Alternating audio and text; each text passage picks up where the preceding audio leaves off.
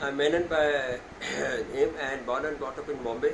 And basically, I'm a banker by profession, and I have completed 50 years in banking industry. And till at the age of 70, I'm pursuing with a chartered accountant with a firm.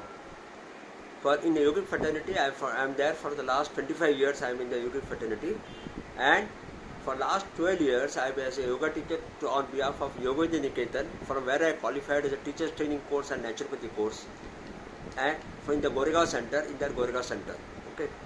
Now, I have qualified on the QCI level 2 of the Government of India of Ayush Ministry in 2018. Now I am pursuing my studies in the higher levels of yogic fraternity in MSc from SVASA and hope to complete the same. Thereafter, basically I have been attending the course of SVASA, Swami Vivekananda Kendra for the last 1.5 months. I find this the struggle and the efforts Dr. Naik has taken is really applauding and really appreciating. Apart from many institutions have conducted online yogasanas and pranayama, but Dr. Naik has gone further ahead and he has encouraged the participants by hearing for the lecture from the various faculty. So I really appreciate the various topics have been covered: Omkar Dhyan, Chakra meditation, Pranadharana, yogic therapy talks and all from the eminent speakers from the various yogic fraternity. I really appreciate, and many participants have endeavored their knowledge to the yogic fraternity, which otherwise would have been only restricted to the basic asanas and pranayama. So the response has been good. Many participants are nearly 160 to 70 participants have participated. It is really appreciating that such a task has been taken.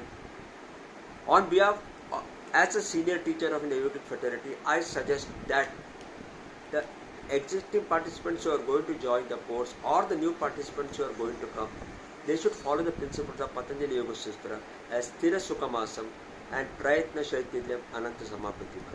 In yogic fraternity, the prana has been given a lot of importance. The prana importance mainly because of the lowering down the breath due to the meditation course which has been conducted. In any asana, in any yoga course which is started, it starts with the meditation and Omkar chanting and Gayatri Japam. This has given a tremendous boosting to the concentration power because Manena Trayati Dihi Mantra. So that which gives the concentration. So the concentration gives to the diminishing of the yogic breathing.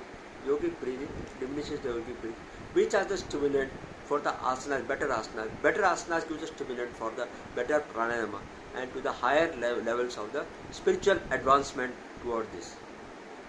So I request all the participants to adhere to these guidelines of the basic fundas of the yoga and wish you all the best. The institution should come up like anything and they should spread the knowledge. Yoga Garoveri, the Nimbarkar Guruji has very clearly said, and Yoga Garoveri. So all have become diseaseless. Now looking at the present COVID facility, the immunity power has to be increased. So basically, as per the protocol given by the Ayush Ministry, such type of protocols are basic asanas and all, along with the, so that the immunity power is. Apart from the asana which are taken, the herbal herbs, kadas, which are to be taken as per the Ayush Ministry guidelines are also to be considered so that the better immunity power. The senior citizens who are there, who are going to join, they should see at their health conditions and they should not exceed beyond their capacity. That means if any asanas they are going to get, they should go up to the desired. If there are any backward bending is through inhalation and forward bending is through exhalation. First, that ends, and they should have to follow the principles of this. Thank you very much.